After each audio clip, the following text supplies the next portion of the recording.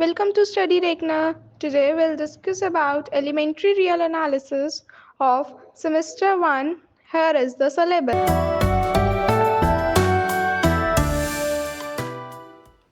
अब हम बात कर रहे हैं टेलीस्कोपिंग सीरीज या कोलैप्सिंग सीरीज की। तो ये इसमें क्या बता रहे हैं वो, any sequence bn then the series n equals to 1 to infinity bn minus bn plus 1 is called telescoping series and the partial sum of the given series is b1 minus bn plus 1. ठीक है, for every n. अच्छा, एक चीज़ और आपको ना यहाँ पे जितनी भी सीरीज में डिस्कस करूँगी ना, इन सब की डेफिनेशंस अच्छे से याद रख लीजिएगा। हो सकता है पेपर में आपसे कहे कि डिफाइन ये वाली सीरीज और एक क्वेश्चन दे दे कहे उसको सॉल्व करो यूजिंग द सेम सीरीज। ठीक है, तो आपको ये डेफिनेशंस पता होनी चाहिए। सिंपल ही डेफिनेशन से याद हो जाएगी। ठीक है, और telescoping series converges if and only if b n converges. ठीक है, एक क्वेश्चन से इस चीज को समझ लेते हैं। हमारे पास है series n equals to 1 to infinity 8/n+1 into n+2। अब अगर आप देखें तो आप इस पार्ट को ऐसे लिख सकते हैं कि 8 इंटू 1/n+1 माइनस 1/n+2। ठीक है, आप एक वाले को an मान लीजिए और दूसरा तो an+1 है, ये तो दिख ही रहा है। एक बार देख लेते हैं मैंने क्या कहा। मैंने कहा कि आपको गिवन है सीरीज 8/n+1 इंटू n+2। आप इसको ऐसे लिख सकते हैं कि 8 मल्टीप्लीकेशन में, तो इसको आप बाहर ले लो, अंदर आ जाएगा 1/n+1 माइनस 1/n+2। ठीक है, इतनी बार आप इसको क्या मान लीजिए an और ये क्या आ जाएगा an+1, कोई दिक्कत नहीं है। ठीक है, अब आप देखो कि आप इस सीरीज को क्या ऐसे लिख सकते हो कि जैसे ये आ गया 8 समीशन 1/n+1 इंटू n+2। ठीक है, फिर हम इसको ऐसे भी लिख सकते हैं कि 8 समीशन 1/n+1 माइनस 1/n+2। ये भी बात ठीक है। और इसको सिंप्लीफाई कर लेते हैं कि 8 इंटू सीरीज, ये वाली हमने an मानी और ये an+1, तो सीरीज an माइनस an+1 आ गए। अब ये सीरीज हमारी कुछ इस तरह की सीरीज बन गई। टेलीस्कोपिंग सीरीज बोलो या कोलैप्सिंग सीरीज बोलो, दोनों सेम है। ठीक है, तो अब हम क्या कह सकते हैं कि ये टेलीस्कोपिंग सीरीज बन गई। तो अब इसका सम हम कैसे डिफाइन करेंगे? So the S N is defined as b1 minus bn+1। ये इसका फॉर्मूला है जिससे सम हम डिफाइन करते हैं। तो अब हमारे पास कितना आ जाएगा सम? ये आ जाएगा S N is equals to 8 into 1/2 minus 1/n+2। ठीक है, और अब आप इसमें लिमिट डालोगे तो कितनी आ जाएगी वैल्यू एस एन में? तो ये आ जाएगा 8 इंटू 1/2 माइनस 1/∞+2। ठीक है, ये इन्फिनिटी हो जाएगा, ये पार्ट 0 हो जाएगा और जब आप सॉल्व करोगे तो आपको सिर्फ 4 मिलेगा। तो ये 4 ही आपका आंसर है। ठीक है, देख सकते हैं आप एक बार यहाँ पे सोल्यूशन। ठीक है, हमने कंसीडर कर लिया, हमने बता दी कि ये टेलीस्कोपिंग सीरीज है, फिर हमने उसका सम निकाल दिया, लिमिट चेक कर ली, जो आंसर 4 आया वो आंसर बन गया। ठीक है, नेक्स्ट पे आ जाते हैं। नेक्स्ट हमारे पास सीरीज है harmonic series, very important series. इसका हार्मोनिक सीरीज क्या होती है? जो सीरीज 1/n की फॉर्म में हो। So the series of the form 1/n is called the harmonic series. This series is a divergent series. ठीक है, this can be observe by the sequence of partial sum of the series. यहाँ पे इसका proof है कि 1/n जो है divergent कैसे है, तो एक बार देख लेते हैं। तो हमने मान लिया यहाँ पे कि ये सीरीज है हमारे पास 1/n वाली। अगर हम S1 ले 1 आएगा, S2 ले 1 + 1/2, S4 ले लेते हैं 1 + 1/2 + 1/3 + 1/4 होगा। S4 देखो, अगर आप, ये आपके पास S2 था, अगर आप देखो S2 क्या है 1 + 1/2, ये पार्ट हमेशा किससे बड़ा होगा 1 से। ऐसी S4 हमेशा किससे बड़ा होगा 1 + 1/2 + 1/4 + 1/4 से। ये मैंने 1/4 क्यों लिखा? क्योंकि आप देखो 1/3 क्या है, बड़ा हो जाएगा किससे 1/4 से। ठीक है, इतनी बात। ऐसे ही फिर हमने जब इस पार्ट को सॉल्व किया तो ये 3/2 आ गया। तो अगर आप अपना S6 देखो वो क्या आ जाएगा, 1 + 1/2 प्लस अप टू 1/6। ये पार्ट बड़ा होगा किससे, 1 + 3/2 से। ठीक, ऐसी S16 के लिए आपने देखा ये पार्ट किससे बड़ा हो जाएगा, 1 + 4/2 से। तो अगर आप देखो कि जैसे जैसे आपका n इन्फिनिटी को टेंड करेगा, आपकी जो RHS है वो बढ़ती जाएगी और ये इवेंचुअली जो है इन्फिनिटी को टेंड करेगी, विच इम्प्लाइज की जो सम है वो इन्फिनिटी हो गया। तो 10 जो हार्मोनिक सीरीज है डाइवर्ज करेगी। ठीक है, इसका वैसे प्रूफ आता नहीं है, बस पता होना चाहिए आपको। ठीक है, कि इनकेस आए तो आप कर सकते। ठीक है, नेक्स्ट सीरीज पे आ जाते हैं। Next series very important series है, that is your P test या पी सीरीज। ये वाली सीरीज ना सबसे सिंपल है और इसको अच्छे से याद रखना। ठीक है, हम अपने ना मैक्सिमम क्वेश्चंस में ना कोशिश करेंगे कि पी सीरीज से हमारा आंसर आ जाए, क्योंकि अभी मैं आपको एक के साथ एक क्वेश्चन डिस्कस करूंगी ना, आप कहोगे ये सबसे सिंपल सीरीज है, और ये एक्चुअली में सिंपलेस्ट सीरीज है। एक बार पढ़ लेते क्या कहते हैं P series. The series of the form 1/n⁻p। अब n की पावर होनी चाहिए, कुछ जो नंबर है ना डिनोमिनेटर में उसकी पावर होनी चाहिए। अगर उसकी पावर 1 से बड़ी है, देखो ये बिल्कुल सिंपल सी बात है। देखो अगर आपके पास 1/n⁻p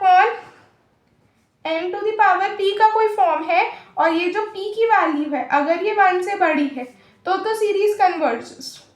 अगर p से छोटी है तो डाइवर्जेस। अगर p के इक्वल है तो भी डाइवर्ज करेगी। ठीक, अगर आप p की वैल्यू 1 रख दो तो ये आपकी हार्मोनिक सीरीज ही बन जाएगी, और हार्मोनिक सीरीज क्या होती है, हमेशा डाइवर्जेंट। ठीक है, तो अब क्वेश्चन देख लेते हैं। जैसे हमें शो करना है कि series n = 1 to infinity 1/√n diverge कर रही, तो आप इस सीरीज को ऐसे लिख सकते हो 1/n⁻²। अब ये हाफ है, ये हाफ आप जज करो क्या p से 1 से छोटा है कि बड़ा है, 1 से छोटा है, दिख ही रहा है। तो अगर कोई वैल्यू 1 से छोटी होती है तो ये क्या डाइवर्ज करती है, कन्वर्ज करती है, डाइवर्जेस।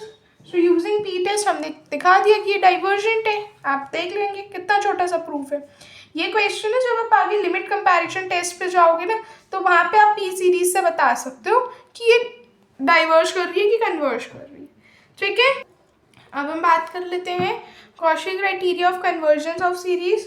तो इसमें क्या कह रहा है वो कि स्टेटमेंट है हमारे पास सिंपली कि the series n = 1 to infinity an is convergent if and only if for every epsilon positive there exists a natural number m such that mod of Sn minus Sm is same as am plus 1 plus up to an.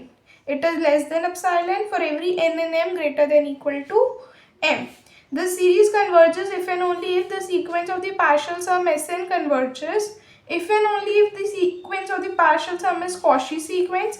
If and only if for every epsilon positive there exists a natural number m such that whenever n is greater than m, mod of Sn minus Sm is same as mod of am plus 1 up to an, which is less than epsilon for every n and m greater than equal to m. ठीक है, ये simple सी definition है जो आपको पता होनी चाहिए, इसका आगे ज़्यादा रूल नहीं है। ठीक है, अब हम आ जाते हैं नॉन नेगेटिव सीरीज पे। नॉन नेगेटिव सीरीज क्या कहती है, a series an is said to be non negative series or the series of non negative terms if for every an being positive। Non negative series क्या होती है, ये एक ऐसी सीरीज होती है जिसके अंदर कोई भी नेगेटिव टर्म ना हो, सारी वैल्यूज पॉजिटिव हो, 0 हो सकती हैं या पॉजिटिव। ठीक है, एक थ्योरम याद रखेंगे कि non negative series converges if and only if it is the sequence of the partial some is bounded above. ठीक, चलिए अब हम बात कर लेते हैं इंटीग्रल टेस्ट की। ये टेस्ट इंपॉर्टेंट है। So let this be the series with the non-negative series and suppose the function is defined from n0 to infinity.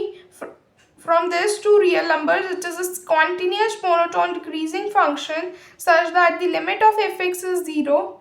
Then the series n equals to the n from n0 to infinity converges if and only if the improper integral of f converges. ठीक, चलिए अब हम integral test समझ लेते हैं। एक question से इसको समझते हैं, ठीक है। इसकी जो डेफिनेशन है वो तो आप एज इट इज याद कर लीजिएगा, बट जब हम इसके क्वेश्चंस करते हैं तो क्वेश्चंस का पैटर्न थोड़ा सा अलग है जिस तरह से हम सॉल्व करते हैं।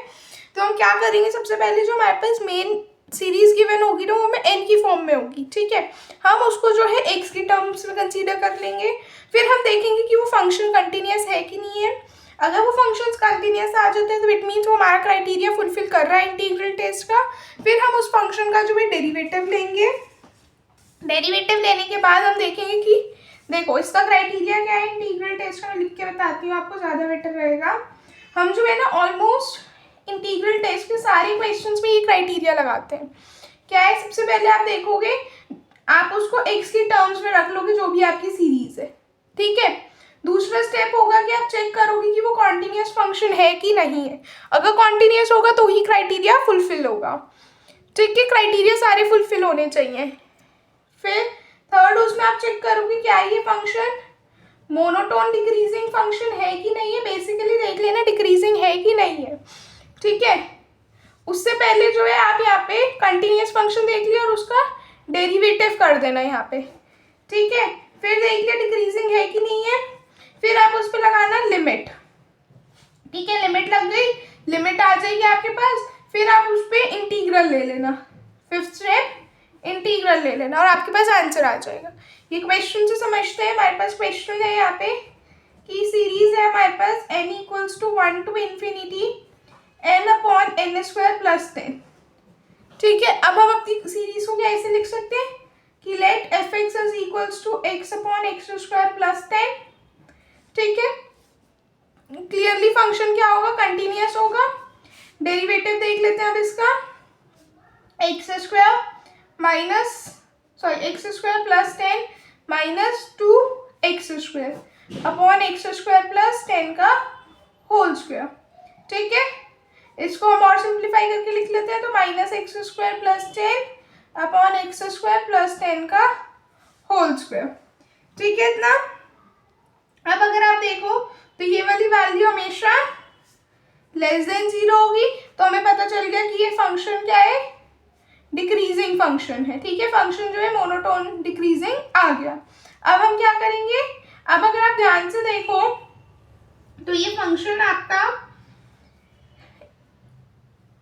4 से इंफिनिटी तक जाएगा, 4 से infinity to R real numbers, ठीक है। ये फंक्शन कंटिन्यूस आ गया, मोनोटोन डिक्रीजिंग कहाँ होगा, इस इंटरवल पे। तो क्लियरली आप बस ये इंटरवल ध्यान रखेंगे। अब हम लिमिट ले लेंगे कि limit n tending to infinity, sorry x है अब हमारे पास, तो x tending to infinity x upon x square plus 10 कितना आ जाएगा, limit x tending to infinity highest power से डिवाइड कर देंगे, x square by x square plus 10 by x square, ठीक है। तो ये कितना आ जाएगा ऊपर 1 by x upon 1 plus 10 by x square. Limit substitute करेंगे, आंसर कितना आ जाएगा 0। अब हम क्या करेंगे, इसका इंटीग्रल ले लेंगे, कहाँ से कहाँ तक, 4 से इंफिनिटी तक, क्योंकि हमारे पास इंटरवल आ गया था ना 4 से इंफिनिटी तक, x upon x square plus 10 dx। सो अब आप इसकी साथ साथ लिमिट भी ले सकते हैं, कोई दिक्कत वाली बात नहीं है। अब यहाँ पे क्योंकि हमारे पास इंफिनिटी है लिमिट, तो हम इसकी इस तरह से लेंगे, मान लेंगे कि b टेंडिंग टू इंफिनिटी हो जाएगा और ये 4 to b हो जाएगी limit x upon x square plus 10 dx। क्या लिख सकते हैं, limit b tending to infinity. इसका अगर आप डिफ्रेंसिएशन करो, सॉरी इंटीग्रेशन करो तो कैसे होगा देखेंगे। x upon x square plus 10 है, तो हम मान लेते हैं कि एक्स स्क्वायर प्लस 10 t हो जाएगा, तो 2x dx क्या आ जाएगा आपके पास, dt। तो अब आप क्या लिख सकते हैं, इंटीग्रल 4 से b तक 4 to b x dx कितना हो जाएगा, dt बाय 2t, ठीक। और यहाँ पे आप लिमिट लगा देंगे कि b टेंडिंग टू इंफिनिटी है, ठीक। अब आप सॉल्व करेंगे, कितना आ जाएगा, limit b tending to infinity 1/2 constant term bar, इसका इंटीग्रेशन करोगे कितना आ जाएगा, log t हो जाएगा, जिसको हम ऐसे भी लिख सकते हैं, t की वैल्यू सब्स्टिट्यूट कर दी एक्स स्क्वायर प्लस 10 और ये आ जाएगा 4 से b तक। ठीक है, लिमिट सब्स्टिट्यूट कर देंगे। जब आप लिमिट सब्स्टिट्यूट करोगे वैल्यू क्या हो जाएगी, इन्फिनिटी। ठीक है, तो दस जो इंटीग्रल है इट डाइवर्जेस। ठीक, आप देख सकते हैं मैंने यहाँ पे इसका सोल्यूशन कर रखा है। आपने कुछ भी नहीं किया, बस फंक्शन लिया, उसका डिफरेंशिएशन किया, चेक किया डिक्रीजिंग है इंक्रीजिंग है। डिक्रीजिंग आएगा तो कौन से इंटरवल पे डिक्रीजिंग होगा, उसकी लिमिट सब्स्टिट्यूट की, फिर इंटीग्रल को सॉल्व किया और फिर हमारे पास आंसर आ गया। ऐसे एक और क्वेश्चन है, देखेंगे। अब ये क्वेश्चन क्या कह रहे हैं, show that harmonic series diverges using integral test. हमें पता है हार्मोनिक सीरीज डाइवर्ज करती है। अब हमें इंटीग्रल टेस्ट को यूज करके दिखाना है कि ये सीरीज डाइवर्ज कर रही है। कैसे दिखाएंगे, देखो सबसे पहले हम मेंशन करेंगे कि सीरीज कैसी है, हमारे पास 1/n फॉर्म की है, तो आपका एफ क्या आ जाएगा 1/x। 1/x जो है कंटिन्यूस फंक्शन होगा, और अगर आप इसका डिफरेंशिएशन लो तो कितना आ जाएगा -1/x²। ये लेस देन 0 होगी वैल्यू, तो अब जो f है वो क्या आ जाएगा, continuous and decreasing on the interval 1 to ∞।